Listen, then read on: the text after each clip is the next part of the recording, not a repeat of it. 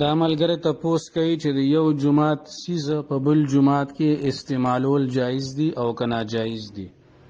نو جواب دا دی که چېرې یو جومات کې داسې سامان موجود وي چې د مسجد هغې ته ضرورت راځي، فلحال ضرورت راځي یا ورته مستقبل کې ضرورت راځي، نو د دغې سیزونو بل ځای کې استعمالول په بل مسجد کې استعمالول جایز نه دي. دا به د دغې مسجد دپاره سنبال کې خودی شي. او که چېرې دغه سیزونه داسې دي